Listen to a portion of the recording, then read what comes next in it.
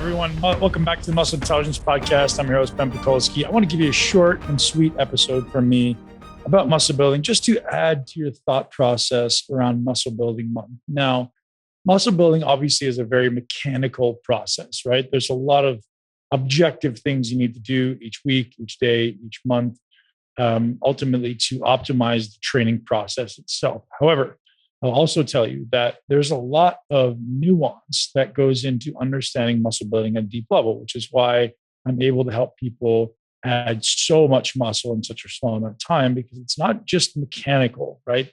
It's not just what your body does physically in the gym, which is really the focus of this month's podcast, or sorry, this month's entire muscle intelligence community is focusing on like, hey, how to actually move, how to train, and what are the prerequisites to that. So if you didn't listen to my last solocast, which was released last week, which is the 9 things you need to do to optimize training, go back and listen to that because it's important. These are things you probably aren't paying attention to, and that make a huge difference in your ability to add muscle. So if you're not moving well, like, I'm the guy preaching about quality of movement before quantity. And if you're not moving well, the likelihood of you building muscle is very low. And this is important. So many people believe that you can go into the gym, you can simply train hard and build muscle. And for a really, really, really small percentage of people, that works because they have what we call a structural balance. And I've talked about that in that podcast as well. And if you don't have structural balance, then the likelihood you're going to hurt yourself, you're going to have left to right disparity, you're going to hurt your spine, you're going to hurt your joints. And we just don't want that. So make sure you go back and listen to the podcast I did about the 9 prerequisites to muscle building. Now, as you move past the physical part, let's say you start to achieve some semblance of excellence or quality of movement. Now, your objective has to be pushing performance. So one of the mistakes people make, is they believe that nutrition is the key to a body transformation. And of course, it's a massive piece, but the one thing that it seems that most people miss when they're trying to transform their body is fueling performance, right? The goal to be a muscle builder or a bodybuilder, or however you want to define it, someone who's just lean, healthy, and muscular, you must fuel performance. And I think so many people put themselves into a corner and prevent the ultimate performance that we're striving for. And I see this so often in high-level bodybuilders. They just starve themselves to where the point their training goes to poop, right? It goes to shit, for lack of a better word. And we simply can't have that. I want you guys to acknowledge that the mindset of muscle building is, I want to be a better performing human. That's it. It's like, I need to be better at all the things that I want my body to do. And obviously there's a muscular component to that. There's also a nervous system component to that. There's a mindset component to that. There's clearly a nutrition component to that, right? So we have to look at all of the facets that go into what's it going to take to get my body to perform at its highest and best. It's simple.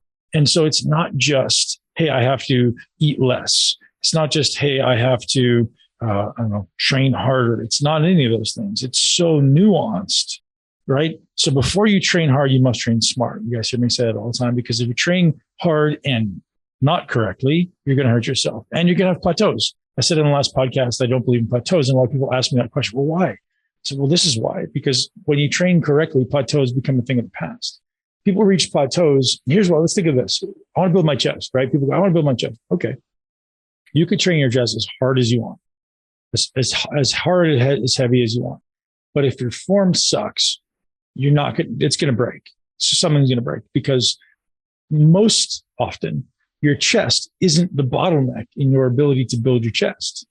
And maybe that doesn't make sense, but it's not. When I'm training my chest, I'm trying to build my chest. Most often, the chest isn't the breaking point. It's not the thing that makes me stop, right? So when you think about exercise, what's the thing that makes me stop doing this set or this rep?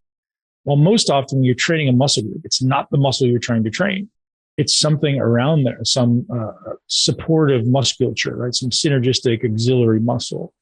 So we have to think about that. Well, what's preventing me from building my chest?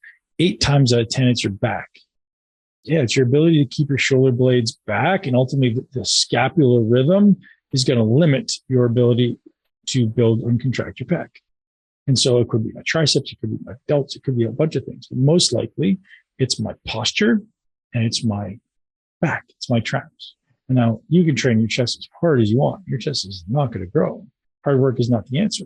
So this is where nuance comes in. I want you guys to all acknowledge there's so much nuance in the ability to build muscle, and not just in the training component, right? It's also in the mindset component. So when you're thinking about the mindset of muscle, you have to think of it from 360 degrees, meaning it's not this linear process of like, I just need to put more weight on the bar and it's going to grow. It can't. It doesn't work that way, right? Progress is never linear, just the same as it never happens in one workout. It happens successively over time.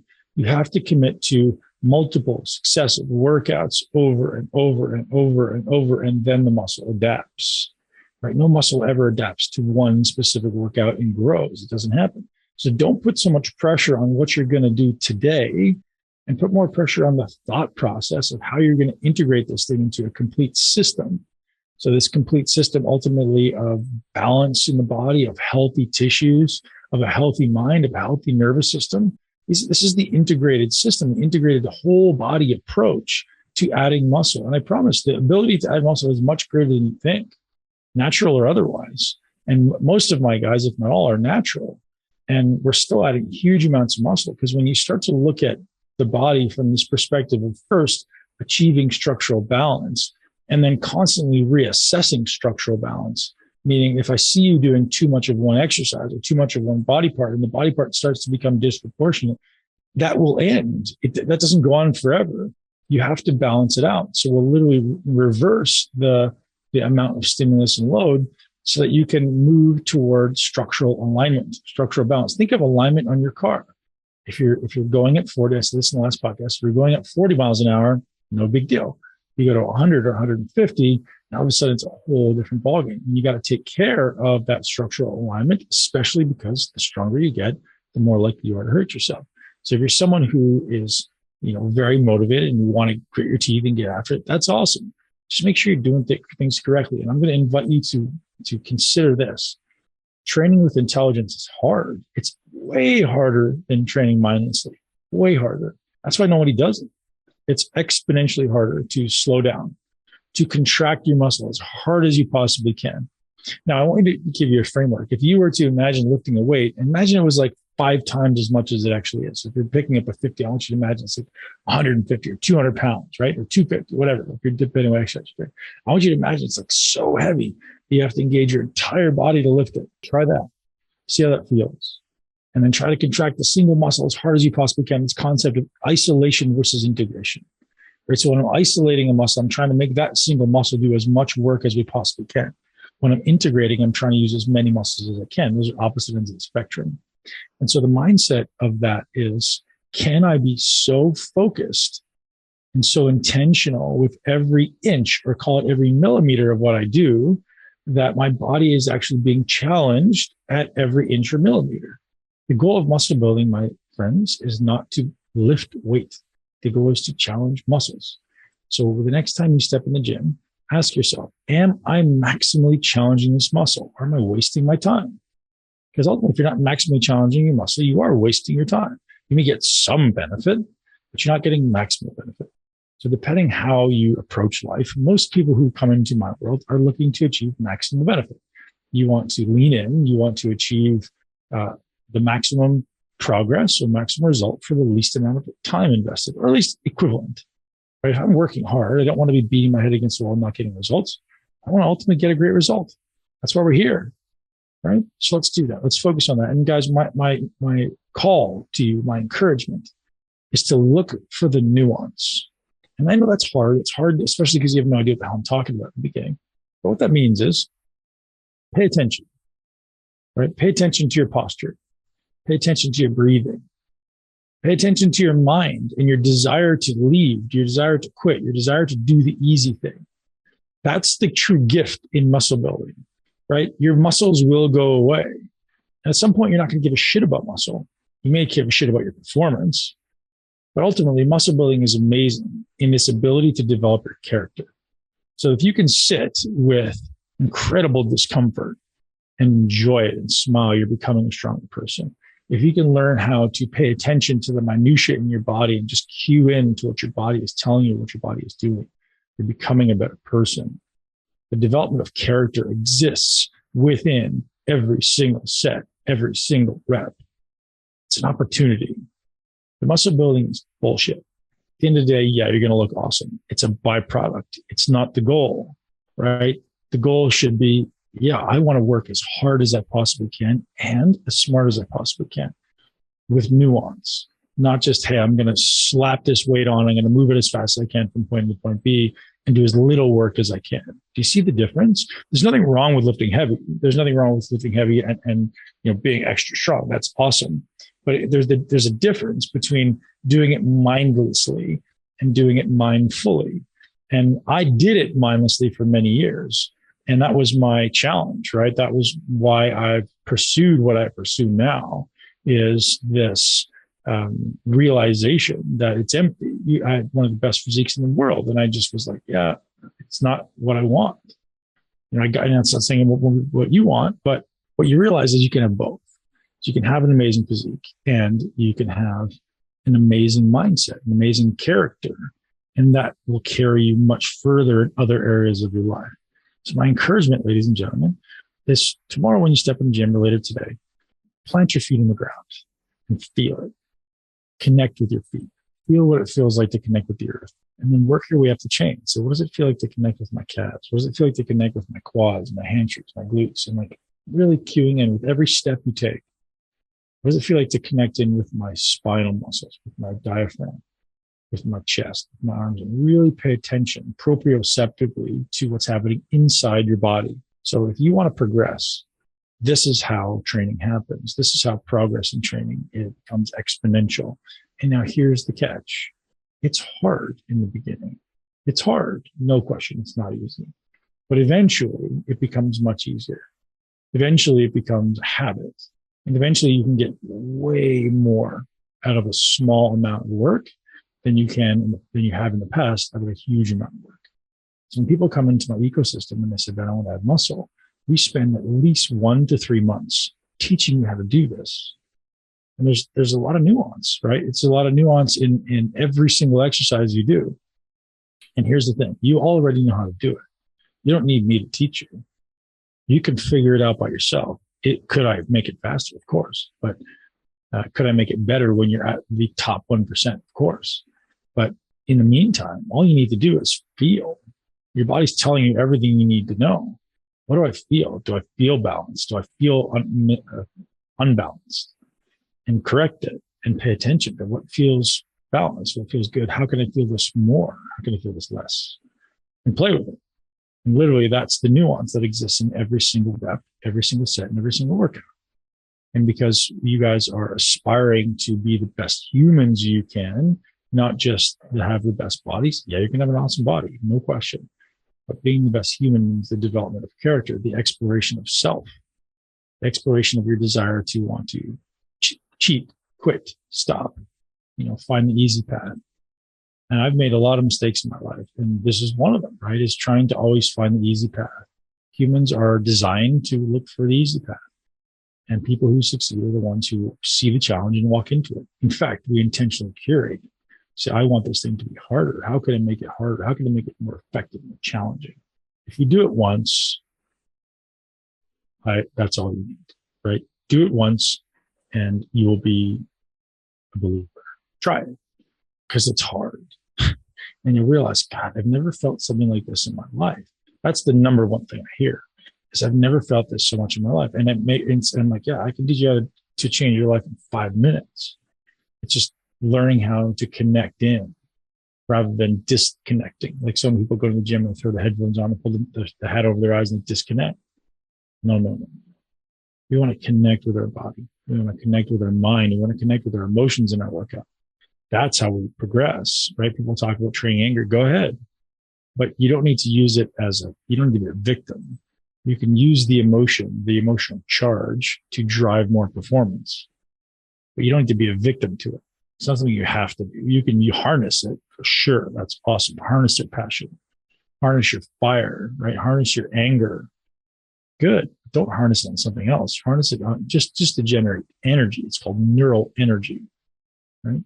So think about that, ladies and gents. Hopefully that was helpful. Hopefully that's a little bit of a mindset shift for you. Next time you go in the gym, stop and pay attention.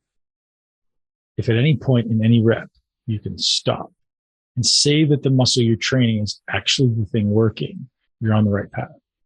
And is it nuanced? Hell yeah. Are you going to figure it out in one day? Hell no. But keep going.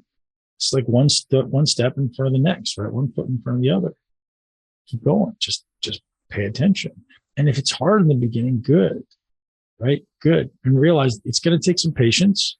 Maybe then you need to learn that mental patience, right? Because that's where success lives, is in the uncomfortable shadows, right? What you're good at, these nice, bright and fluffy areas, doesn't cause any progress. Find the places that you don't want to go. Find the places that you're afraid of. Find the places that are uncomfortable. Go there. That's the key.